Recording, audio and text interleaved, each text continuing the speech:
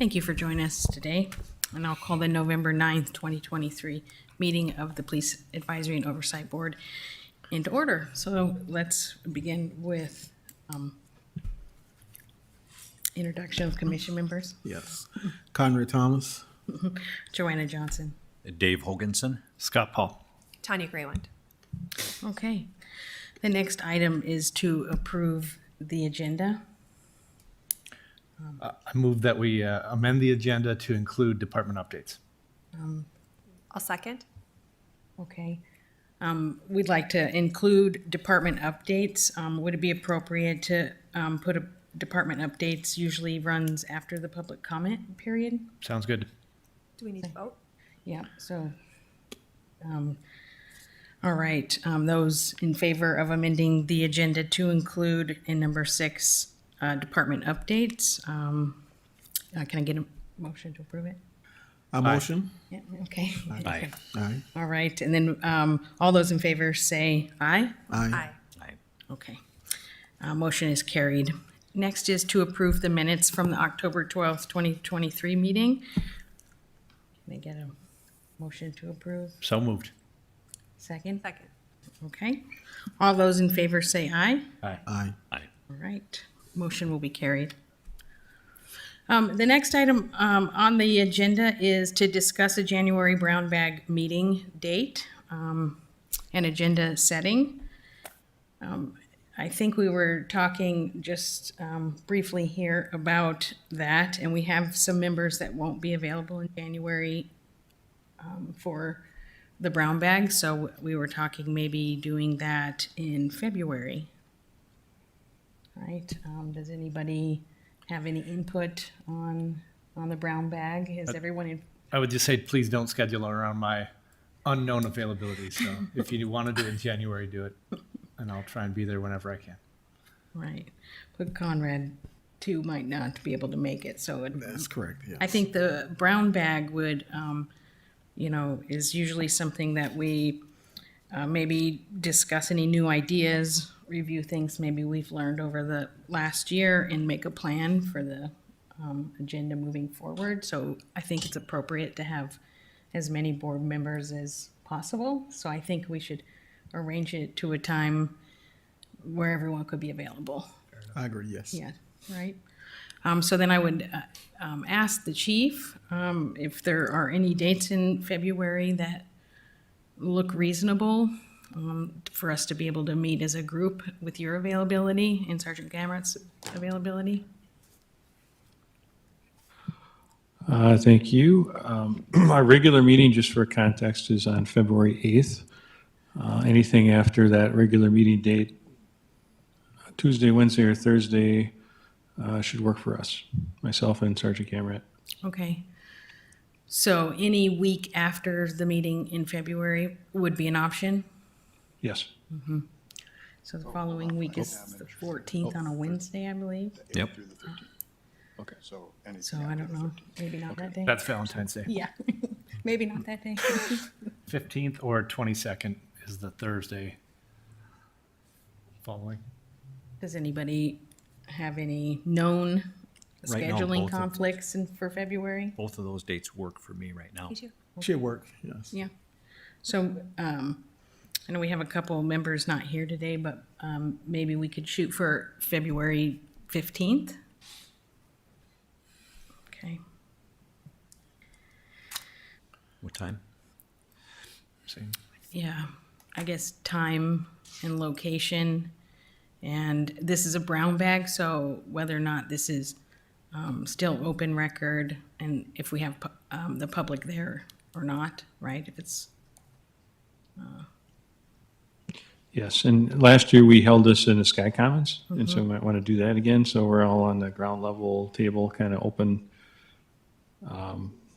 more engaging maybe type of environment. And so we can we'll schedule that and reserve it and go from there.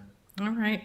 And would we do something like 5 o'clock, or would we shoot for something 5:30? I can't remember last time. I think we gave 90 minutes for Yeah, I the think we went meeting. 90 minutes and Five-ish, I think would be. yeah, 5 to 6:30, 5 to 7.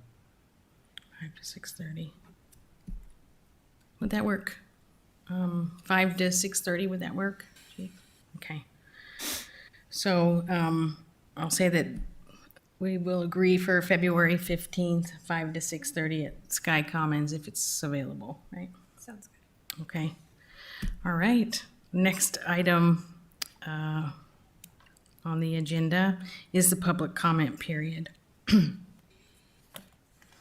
Those who wish to address the Police Advisory Oversight Board must use the sign-in sheet, and speakers should state their name and are limited to 3 minutes.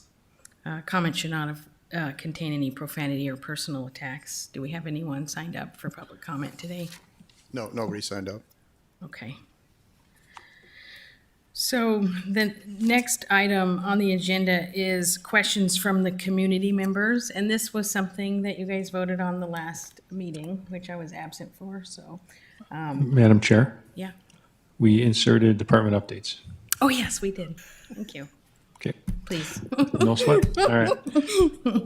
Sorry about that. Yeah, no, we're excited to announce that we did get notice from the COPS office that our hiring grant was approved to reestablish a traffic safety unit. So in 2024, we'll get funding for 6 FTE, not all, but 3/4 funding roughly for 6 FTE positions that once through an academy and graduated and are on the street, we would be able to put 6 people then into our traffic safety unit. So that grant was specific for that purpose. And then the city has a share of the funding for the first 3 years, and then we retain all of the positions from there. So that's good news on that front. I also had a Zoom meeting with the COPS office this morning relative to our critical incident review. And so as you recall from probably a couple meetings ago, we were trying to get someone in to look at from the collaborative reform side of their house, the July 22 shooting incident. They were having difficulty with that. I talked to them down at the annual conference, and then we had the follow-up meeting this morning. And we also wanted our July 14th, incident review just from overall lessons learned, training tactics, all that kind of stuff. And so during those conversations, they also have a critical response team on their house that does reviews of critical incidents, but they don't do single incidents, but they do more than one. So by combining both of these into one request, they're able to take those and do reviews of both of those critical incidents.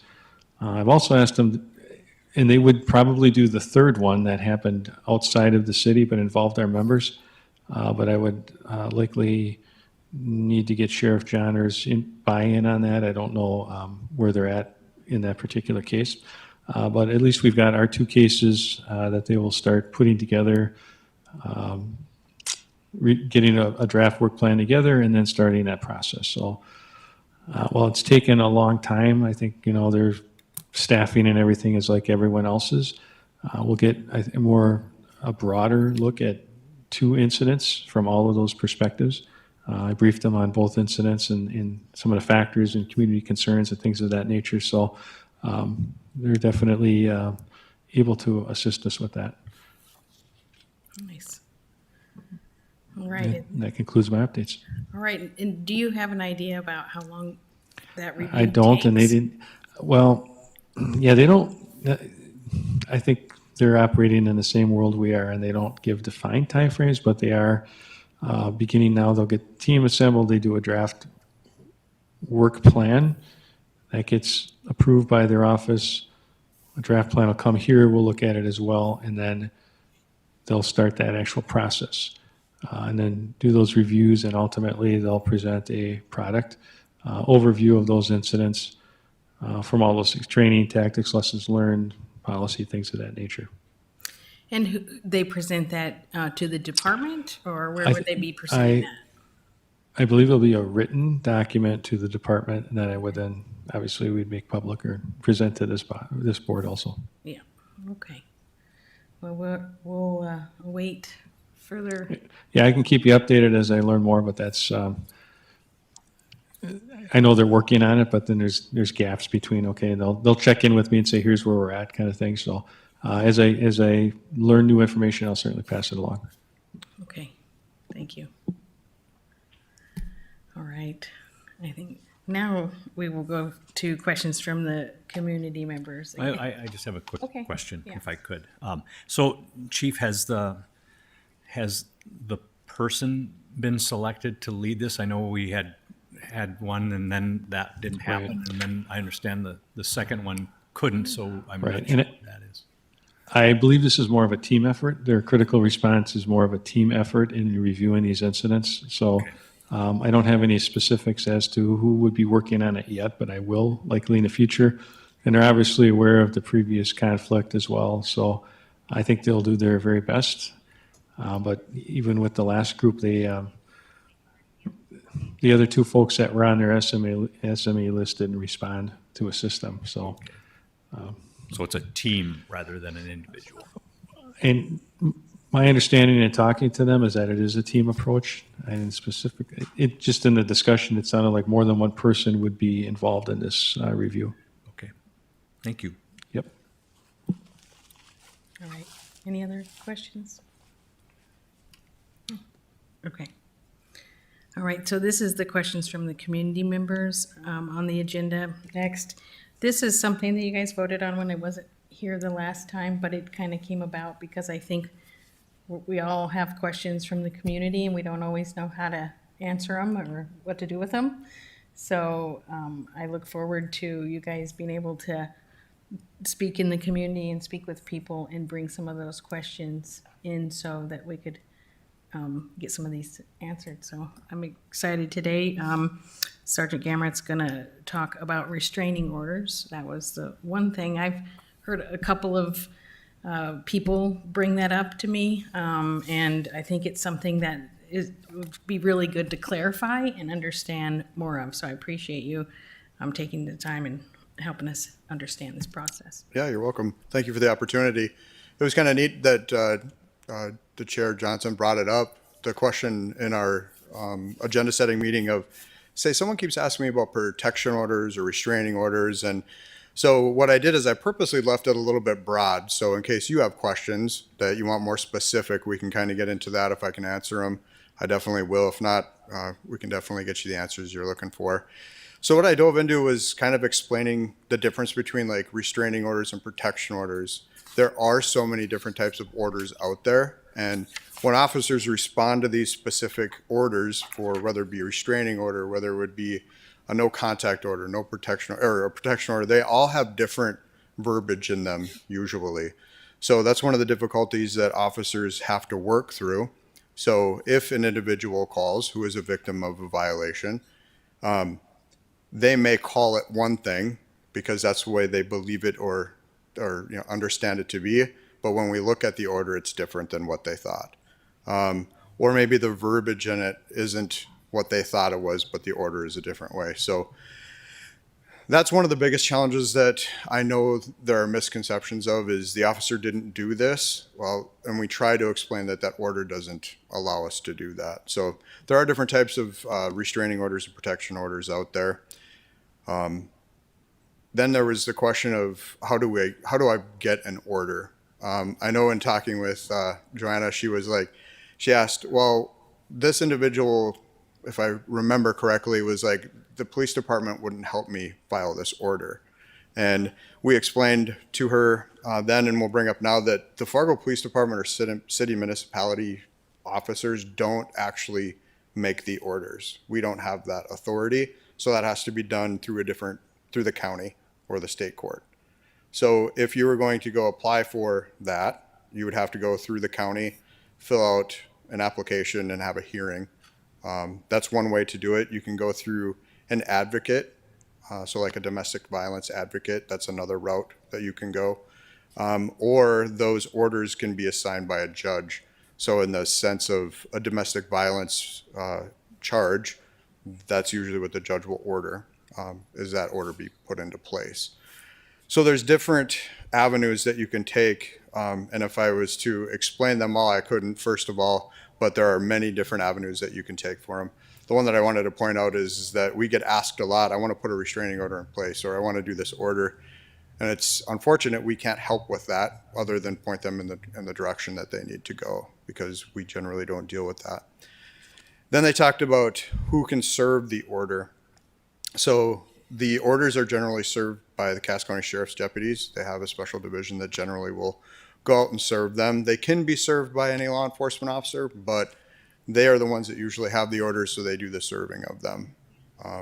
They can be, and they have to be served in person. So that can be kind of difficult in some senses when an individual doesn't want to be found, or they don't have a permanent address, or that address isn't known, or they've been misplaced. So that's who serves those orders.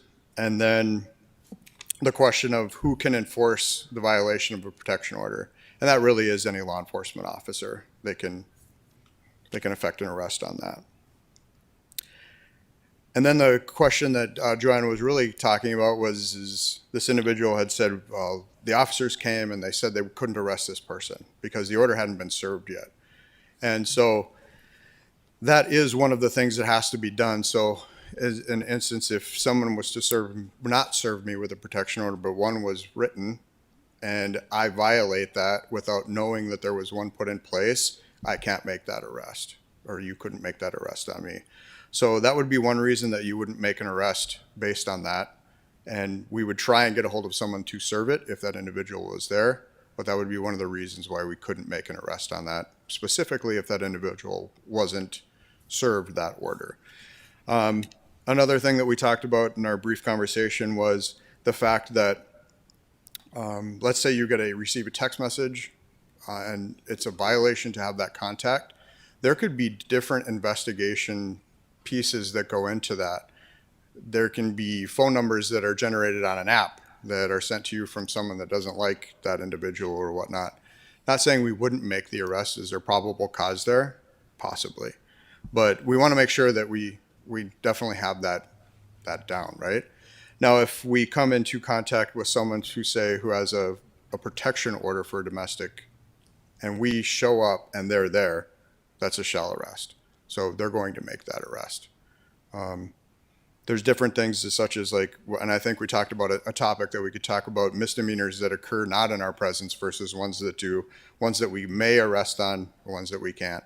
So that could dive into a whole nother probably conversation of questions from the community that I think would probably be important for people to understand. But in a nutshell, that's kind of the restraining and protection orders. I left it kind of broad, like I said, tried to hit the high points on it, and I'd stand for any questions if you have any. Yeah, I do have a couple. Is there ever a time that you respond to a call where maybe there's serious harassment or something that an officer would recommend someone file a restraining order, like give guidance to that? Yeah, so that's actually happens on a daily basis. A lot of times when we have, and I will use a domestic violence case where the individual isn't there, maybe it's a delayed report, we do hand out advocate cards. So try to get them in contact with advocate centers to help them through that process. I know a lot of our officers understand that you have to go to the court to file that. So I don't believe, well, maybe some of them have been through the process, but that process is something that they say, go to the courthouse. This is how you get started. There is a hearing, and that kind of makes people a little leery about it, but that's just kind of the process that they have to go through. So long answer to your question. Yeah, we definitely do encourage that. Excuse me. Yeah. If I could just jump in, I would direct people to the ndcourts.gov website. There is a self-help section in that, and there are forms available and assistance in who you might speak to about going forward with a domestic violence order or other protective order. So Okay. again, it's ndcourts.gov, self-help, and there is a lot of self-help that's available there, small claims and others, but we do have, there is a section on protective orders. Thank you. Thank you. Nancy. Can I also ask, how do you prioritize your response time when it comes to responding to a call about a restraining order or a protective order? And can you tell me, what does an urgent response look like? I guess it would all be dependent on the situation, right? Dispatch usually sets our call protocol as to what levels there. So you'll have priority 1, priority 2, and priority 3 calls. All the priority 1 calls get officers sent to it. So if it was a priority one call, and I don't have that definition all in front of me, then the officers would respond to that, or they would look for officers at first available to be responding to that. Right, okay. Another thing, one more question here. I'm not sure, but it's my understanding that the prosecutor needs the police report with any evidence sent over to their office when some of these, like when they call you and there's been an incident, right? So is there a process in place to ensure the report and the evidence gets sent over to the prosecutor's office? That was one other thing that I had heard where maybe the report was sent, but maybe not the evidence sent. And so like, what's the process of that and how do you ensure that it all gets followed through? I mean, is that something that the department does or is that in somebody else's hands or? Oh, that would be in the hands of a couple different people, depending on if it was immediately something that they were going to send over for charges, like there was no follow-up that needed to be done. The case will get built by our records department, I believe. Is that correct? Yeah, that record would, or that case would get built by our records. And then in our evidence process through Axon, there'd be a case made within there, and then that gets a link sent to them so that they can acquire that information. So as far as evidence that way. Let's say that there's a case where an officer is assigned follow-up on or an investigator. They'll do supplements to that case, and then a supervisor will look at that case to make sure that it's done correctly to the point to where it can be sent over to the state's attorney's office. And then generally that supervisor will build that case within the evidence portion of it and then send that again, kind of like the records would at a later time. So yes, it should all be sent with the case. Right. But they're, the idea is that it should be always a seamless kind of process, right? But maybe there's outliers where something might fall through the cracks or something, but. I don't know of any Yeah. cases like that, but there's, with any system, I would assume that there could be. Yeah. We've put in a process for all of our cases that go over there that those things get checked on pretty regularly. I think what's helped us is moving to this new evidence process where things can be put into, viewed, attached, and sent versus before where we use kind of a different system. One thing that I will say is if let's say the state's attorney asked or declined the case at that point because the information or evidence wasn't available, and it is, we would then get that decline. An individual would look into that case, make sure that the evidence gets attached, and then resent. Okay. All right. So there is a little bit of a trail that we'll get, somebody with the new system, right? Correct. Yeah. Yep. I think that's all the questions I had. You sure? Anyone else? When dispatch sends an officer to a call regarding either domestic or a protective order that needs to be enforced, electronically, what information do you have available as an officer? As far as information that dispatch would enter, Or, whether you're looking up a name or an address, are you able to see if there's a protective order associated with that address and whether it's been served or not? Is that fidelity available? usually dispatch, what they'll do for us is they're really good about it, is they'll look up the individuals that are involved in that case. Then they will run that individual or both individuals actually, to see if there's a history there. They can look in for different calls for service. So the officers are really just focused on responding. Okay. I will occasionally hear over the radio, hey, can you check to see, do we have a history there? You may even hear an officer get on the radio and say, I've been there before, or the individual might be hiding here. Those kinds of things are more of the things that I hear officers look for access for or give information to the other officers for. But as far as the information that we get, dispatch generally will look that up and say, there is a protection order in place. This is the person. It has been served or maybe hasn't been served. So that communication flow goes from dispatch and it's more of a receive from the officers.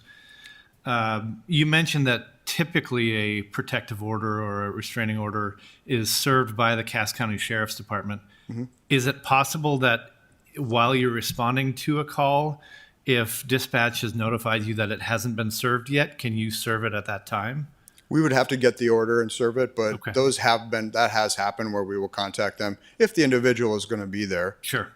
so that can be served. Yes. Okay. Thank you. I've got a question. When you're investigating a possible violation, do you know in advance if that potential violator has violated previously? Yeah, they'll usually look that up in their criminal history. So if an officer gets a call, and let's say I'm the suspect, we'll just use me as an example, and those records that our officers look up or dispatch looks up, you're going to look into those to make sure to see if there were subsequent ones before, anything like priors, which do make a difference in some cases when charging.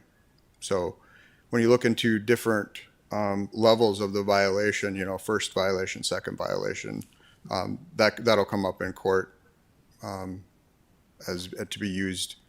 I wouldn't say in accordance with the charge when they go to sentence. Would a first or second or third violation have any impact on the expediency of your response? I would say that it would again depend so specifically on the situation. You can take the exact same situation between my wife and I. If I get called in as having I violate that, and I'm the violator, and the caller states that my husband came here, he shouldn't be here. I have a protection order against him, but he's out in the garage and he just won't leave. That's probably going to not require like an emergent response. And I'm just using that as an example. But now if you hear that they are actively moving through the house and we can hear crashing and smashing and things like that, which we sometimes hear, then that would change your response. So it really is dependent on, it's the same two people, different scenario. So it really is incident specific. And we can always upgrade and downgrade our responses. Let's say that happens, our officers are responding emergent. And then the caller is on the line with dispatch, and dispatch informs the officers that the individual left. Then the officers can downgrade at that time. You mentioned that you, as an officer, aren't able not enforce, but to create a protective order or restraining order. Is there anything in the moment that you mentioned like a no contact order or a cool down or something like that? Can you tell a person they need to go cool down for 24 hours before they come back home or anything like that? Or is it just a strong suggestion? I guess I don't understand the question. Sure. So you get called where two individuals have been arguing. She says she's already filed a restraining order. It just hasn't been, it hasn't gone through the process yet, but it seems like there's a history there and it could escalate. Mm-hmm. Can you tell the offender, hey, you need no contact for 24 hours or something along those lines? We don't have that, but it would be in an incident like that where we would try and get that order served to them. Okay. Yeah. Okay. Sure. Mm-hmm. And let's say that they're not, and it was heated. I would call it. We can call advocates. We can try and get the victim to a safe place, and we will definitely do our best to make sure that nothing happens to that individual. Sure. So that would be another action that we would take.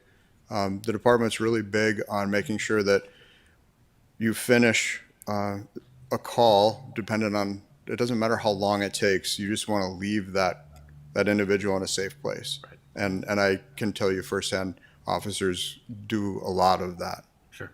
Yeah. Great. Yeah. I just wondered, because when you have a protective order or restraining order or whatever, sometimes there's quite a bit of fear of having that person. So even in an incident that you used where someone's in the garage, that could still be very intimidating to the person in the house, right? Mm-hmm. Because, maybe they're in fear, right? Even for their life, and just having that person in the garage is too close, you know? So I just, yeah, that's why I want to know, like, how do you guys prioritize that? You know, again, violent offender, is it a text message offense versus they're near you, or they're sending pictures of you through your window? You know, those are all pretty scary. The best You know? advice I could give someone who is in a situation where there is a violation occurring is call 911 and just explain everything, how you're feeling, what is actually going on. You're not bothering us. We definitely want to get there, and we'll get there as quickly as we can, depending on the situation. So I'm not saying that an individual would, in fear of that, wouldn't, but there's a lot of different aspects that go into that, right? So if they are in fear, imminent fear like that, make sure that they're relaying that to dispatch. There's different ways you can get a hold of dispatch too. You can use a text method and text that to dispatch. So that's a way where you're not going to be heard on the phone, and you can get through to them and let them know what kind of a response they're looking for. Okay. That helps us make our determination, right? Because the information that our officers use to respond with is the information given to them in most senses. All right. Okay. Any other questions? Any other questions? You got any? Okay.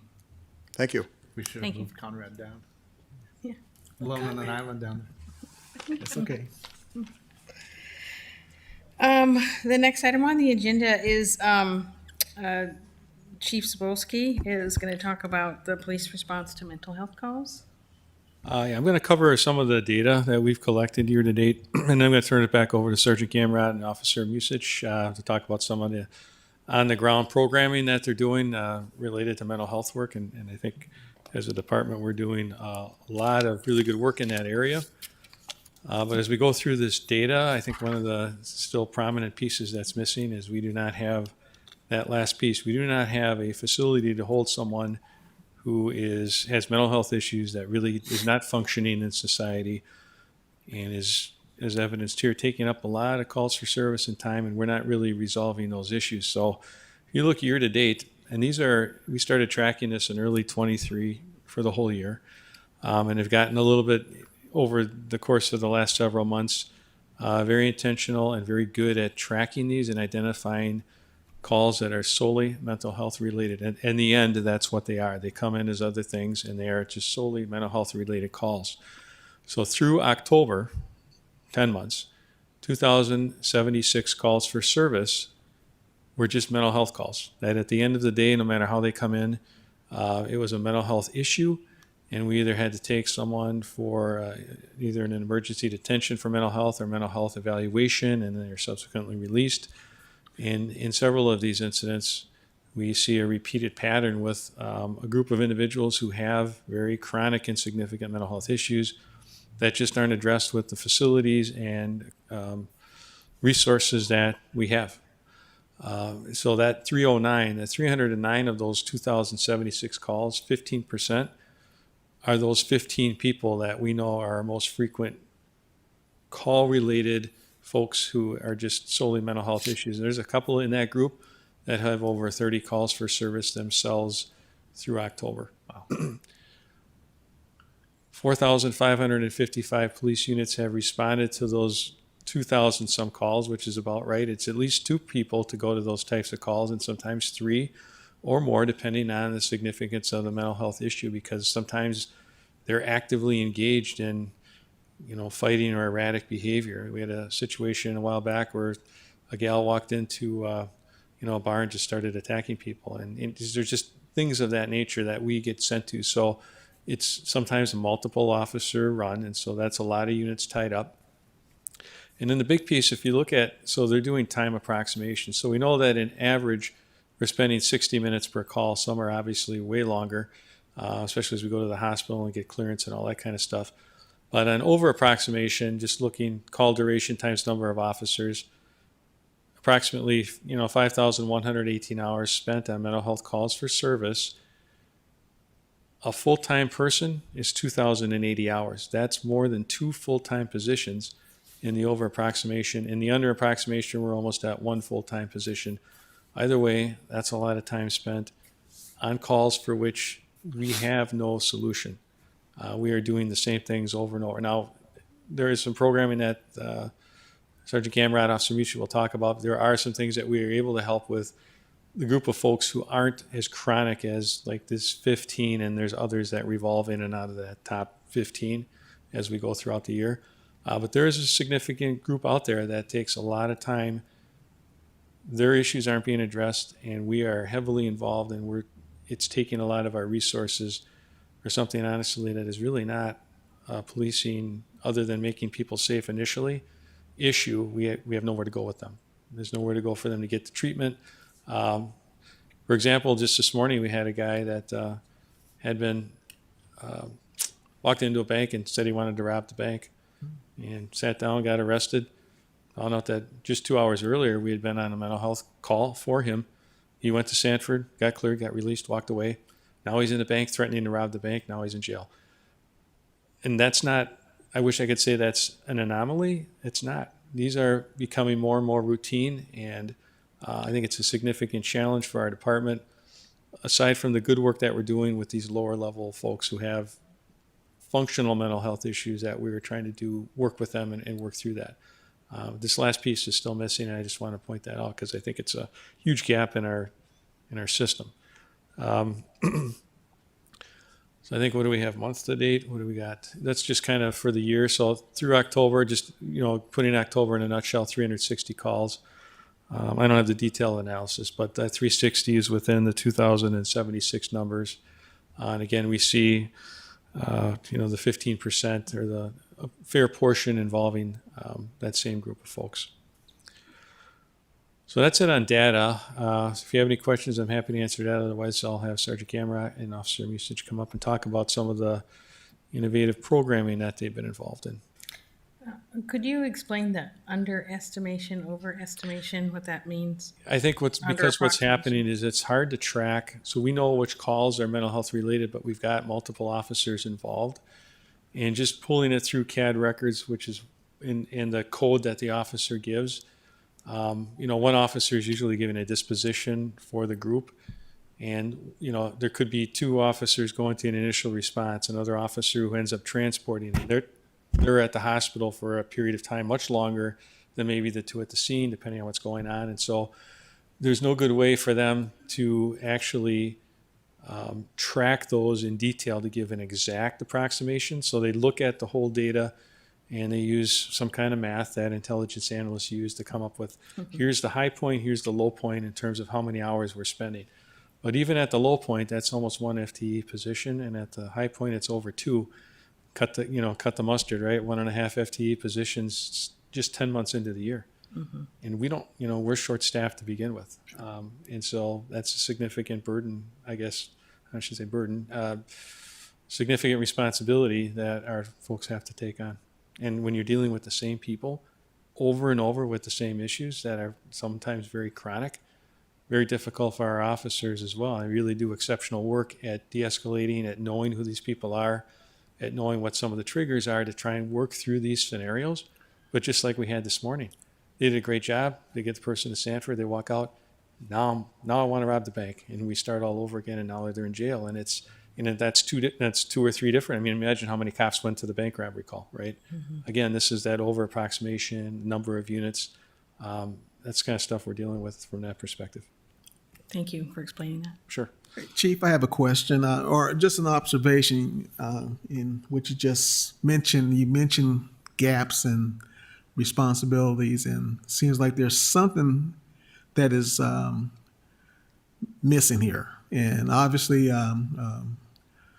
is it a issue where the city of Fargo doesn't see the needs to maybe facilitate these types of issues and problems, or what is the problem here? Because obviously, when the officers have to go out and continuously address these issues, they could be doing something else if they had the appropriate people involved in this.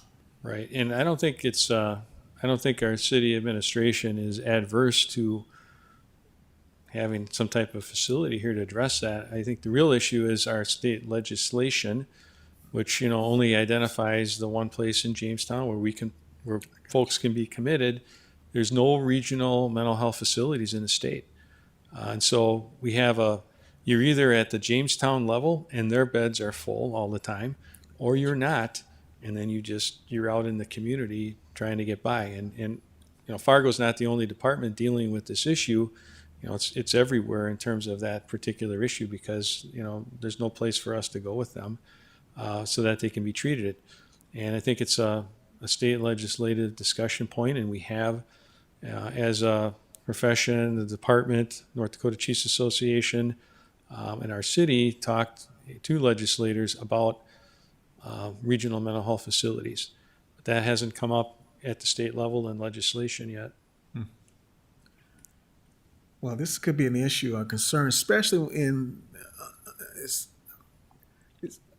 this day and age where there seems to be, shootings and things of this sort, where many times it goes back to issues of mental health.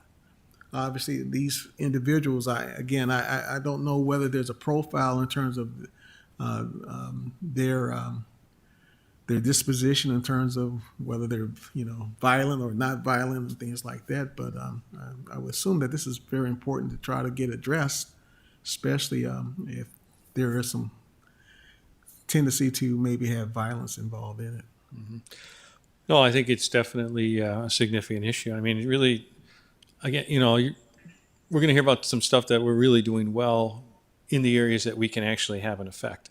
But beyond that, with this core group, we're in a rabbit hole. We're doing the same thing and we're not getting anywhere. And it's not necessarily good for them. It's not safe for our officers because there's really no profile.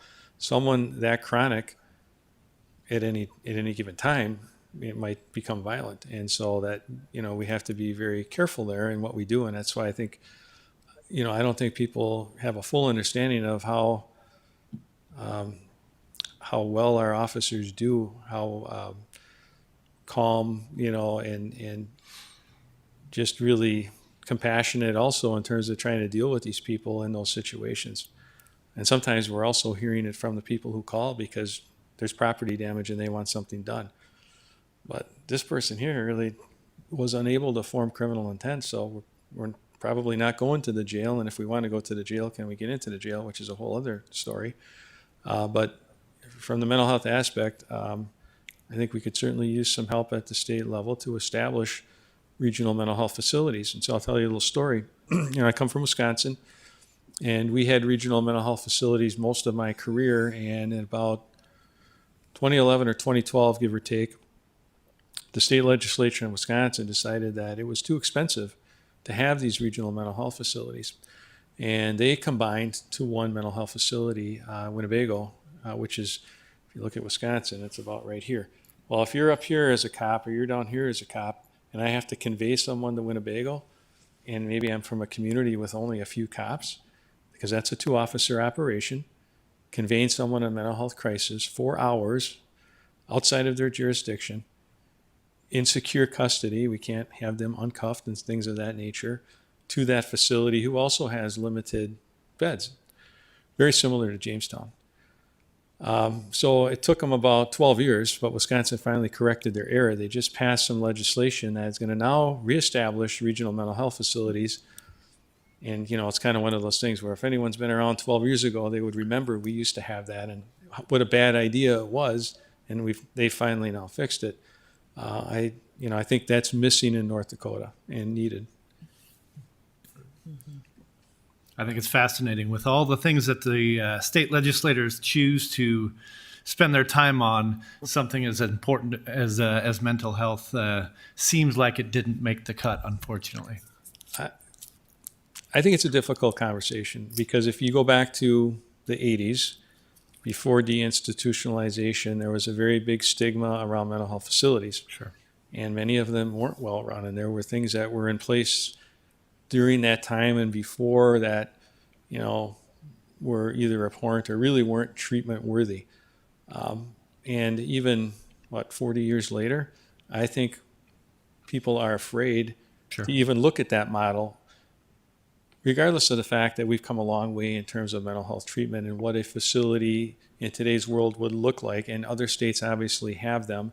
And so I think there's probably some fear there, maybe politically, to make that move. Sure. But I think it's from, at least from a police perspective, it's very much needed. And we're going to continue to push this data out. And at some point, we hope that someone kind of grabs onto that and goes, we should try and do something here.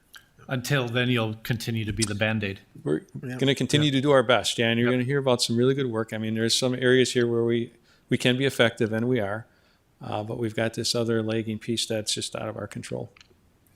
Chief, I don't remember the overall number of calls from last year.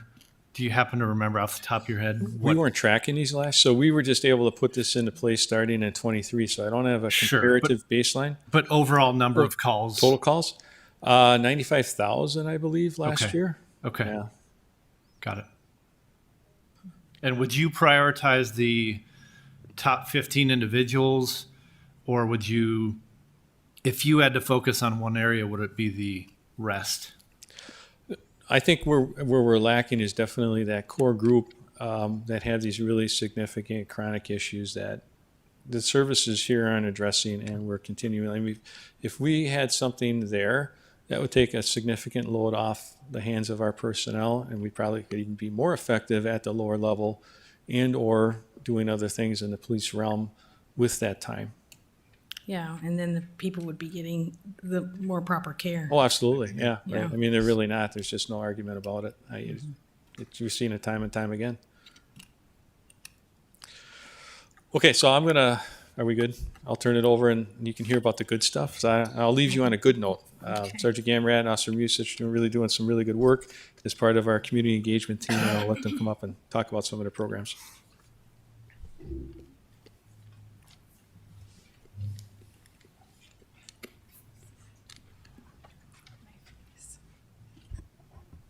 I don't know how close this is good. Okay. Hi, I am Donitsa Musich. I am on our engagement team, and I have been working heavily with our mental health programming, calls for service, and all that stuff.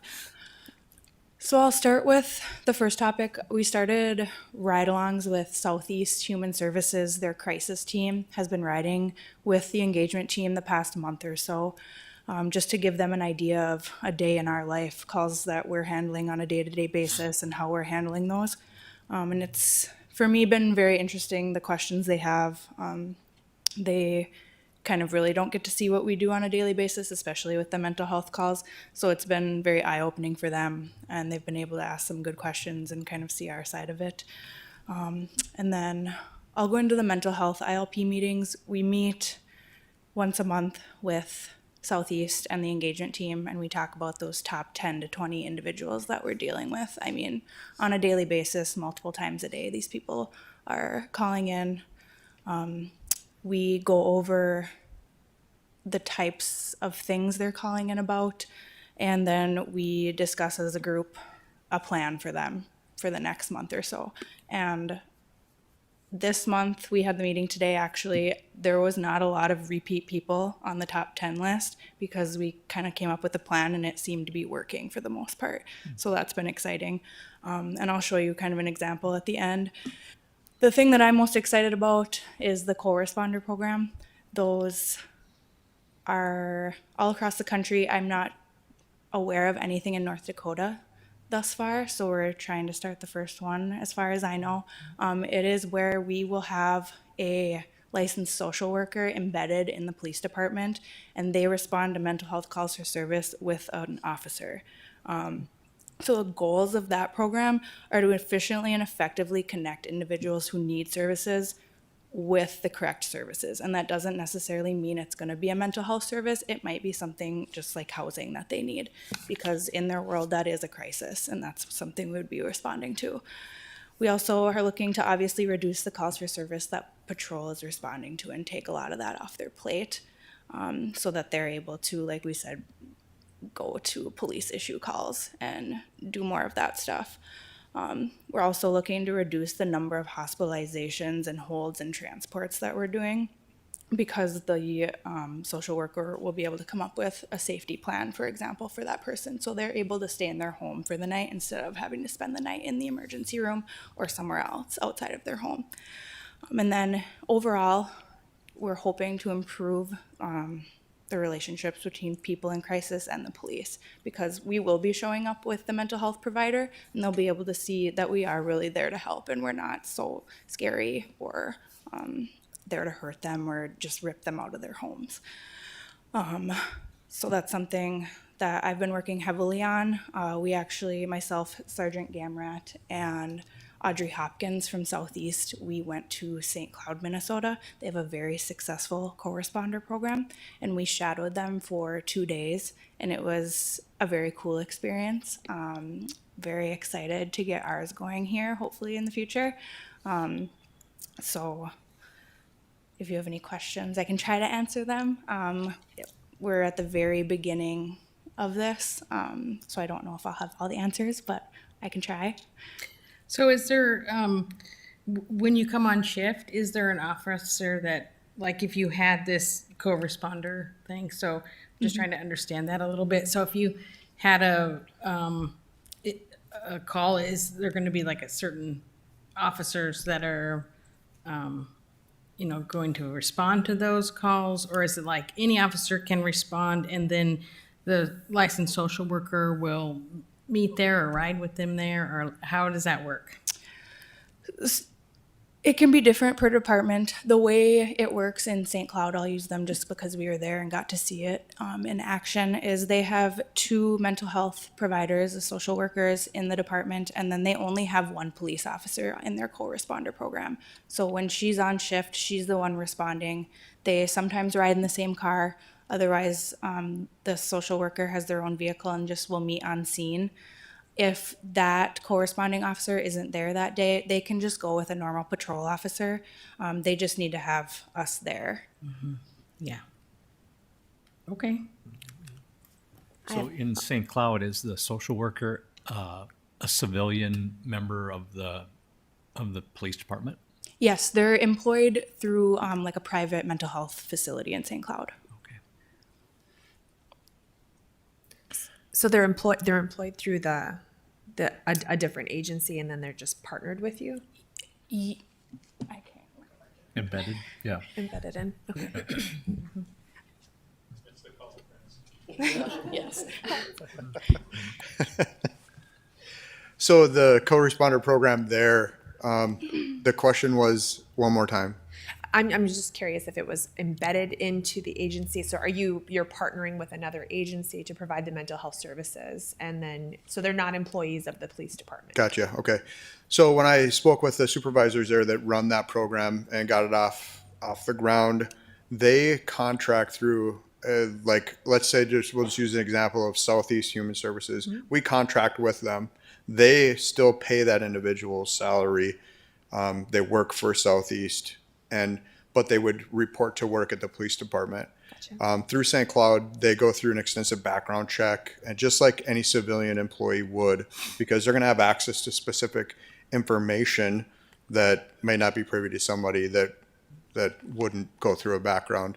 What the interesting part about it, and maybe Denise would have touched on it, is the stumbling blocks that they came upon for sharing data. You had kind of mentioned maybe some of the pitfalls that we're looking at, and I would call them silos. There's a lot of people doing a lot of great work, and we're just trying to get ourselves all in those same silos, right? So some of the difficulties that they came up against are sharing HIPAA type information, right? So one of the things that they looked into, and there's 3 counties that are encompassed in the St. Cloud area, so that to do 3 different MOUs, 3 different release of informations. So let's say Denise was dealing with me and wanted to get me that mental health I needed. I could sign a release for that group, and there's different things on that sheet. So if I like Sanford but I don't like Essentia, I can just mark Sanford and whatnot. So kind of a neat way so that the mental health provider who is, to your question, working for a different company can share that information with us. Yeah, no, that's Yeah, that's exactly what I was Okay. asking. With that, is that kind of the model that you're looking to replicate then, is to partner with Southeast, or is it just Southeast, or are there other mental health providers in the city that you're looking to potentially partner with? Since we have been partnering so heavily with Southeast, I think that's initially what we're going to look into. When we were in St. Cloud, we were able to see a lot of the logistics stuff that we really would have never have thought of, which I think was good for us. And having Southeast there was even better because they're equally excited about this program. And I know there's not a abundance of social workers in the community. Is it a resource issue? Does either Southeast Human Services or the city of Fargo or the state provide resources and funds to those entities to, do they have what they need if there were 2, 3, 4 more social workers that wanted to be embedded within the police department? Do those resources currently exist, or are they not there yet? I don't know. Through Southeast, you mean? Sure. Or through Southeast? Yep. Okay. We don't know that. Really, Denise had brought this up maybe about a year and a half ago about doing this co-responder program. Very excited about it. Duluth, Minnesota also has one. And so when we started looking into what it would look like to kind of start this program or do a pilot project, Southeast was attending several of the meetings that we attend for mental health at the Downtown Engagement Center and different areas like that. So Southeast is kind of the group that decided to kind of look at the Sure. pilot program for it. Now, I know that there's different things with different groups, like how do you charge that time? So those were questions that we were working through and will continue to work through. And so to say that it would be Southeast, I can't definitively say that. To say it might be Prairie, I don't know. It's really going to come down to what they can legally do or what we can financially do. But I can tell you that Southeast has a mobile outreach unit that our officers work with quite frequently. And I would say even more so since we've done the ride-alongs, that comfortableness with the officers and Southeast mobile have become much better. They're talking about, we were able to make this safety plan. And I mean, people are excited about it. Officers don't want to go see an individual struggle through mental crisis every single day and not be able to help them. So it's really given them an avenue that they hadn't thought of before. You can get to see, when we talk about resources, response from maybe a mobile crisis unit while officers are waiting on scene. What's that awkward space filled with? It can be filled with whatever it is that officer feels at that time. So we believe that there are resources here in a lot of the meetings, not just these ones that I've been involved in, but several around the city. I'm just seeing that there are a lot of resources out there. And I think it's just really kind of getting a program banded together to help, kind of like the chief referenced, not with that chronically ill. There is a place that we definitely were kind of stuck between a rock and a hard place there. But I think if we can continually stay on top of helping individuals get the needs that they need, there's definitely resources out there to help with that. Nice. Well, it sounds like an exciting program to get going for the community and one that's, much needed. Yes. It sounds like a win-win. If you can stop the repeats, certainly seems like it would, a co-responder program would pay for itself, from a financial standpoint. And of course, that's secondary to helping the people that really need to get the help. Do you know, if we look at Mankato or Rochester, some additional like-size cities, are they also having a program like this? Off the top of my head, I know that St. Cloud and Minneapolis both have one. St. Cloud and Duluth just came up on top on the internet, and looking into them, I got to meet a couple of the officers that work in their programs at a conference, and they expressed how successful their programs have been. So that's just kind of where I started. That's exciting. I hope we can move forward with it. Yes, I'm very excited about it. Yes. Any other questions we can answer? Okay, thank you. Thank you. Oh, we don't have to go over this. This is really kind of just our ILP meeting. If you want me to reference it really quick, we can. We're kind of running short on time. So I'll just kind of give you a glimpse into what it would be. I removed the name and address and date of birth on here, but these are the type of slides that we'll look at that our criminal intelligence unit or our intel unit will bring forward, since it's not criminal, right? And the systems that we use, according to our analysts, aren't the best for pulling information that isn't criminal. So the analyst goes in and does a lot of it herself by hand when she has the time to kind of look at calls and indicate different individuals. So this individual here has severe mental health issues, calls involving battles with supernatural, aliens, and what we run into is he refuses to use 211. So it's something that St. Cloud PD really referenced a lot, is with the co-responder program that also educates your dispatch center to where they say, hey, this is not a law enforcement call, send them to our mobile unit, which is 211, and we'll get them the help they need. Most of the time that works, but with this individual, this individual doesn't want those types of resources done. So he will then, because an officer won't respond, then call our admin line, or which is usually monitored by our lieutenants or our shift commanders 5 to 13 times, and expect a call back and maybe show up in the lobby. So what we did is we tried putting a plan together specifically on this individual during our ILP meeting. So we are going to team with Southeast to work on a plan so that we can help this individual work through that crisis. He seems to have a drawing towards law enforcement. So we may introduce an individual with law enforcement, like as a co-responder. In this case, we'll have to use the mobile group, but we'll introduce them and try and build that trust with that individual to see if we can get them moved in the correct direction. So that is going to be updated monthly as to our progress with it, whether we keep them on the top 10 list or top 15 list, or if we had a success and we can move forward, and then we'll keep that information so we can kind of learn from our past, whether mistakes or victories per se. Thank you for that. There you I think go. it'd be cool if you could almost have an update next time we get together to see how this is moving forward. And if there's any, I don't know if there's anything we can do as a board to help you, but it's pretty exciting, and it'd be nice to know where you're at with it in a month. Great. The case co-responder study. program? Yeah, we can definitely add that to Yeah. the agenda. Yep. Put that in the department updates. Right? Right, I got to make sure I add that too. Thank you very much. Yes. Thank you. All right, is there any other business? No, ma'am. All right, well, hearing none, this meeting of the Police Advisory and Oversight Board stands adjourned.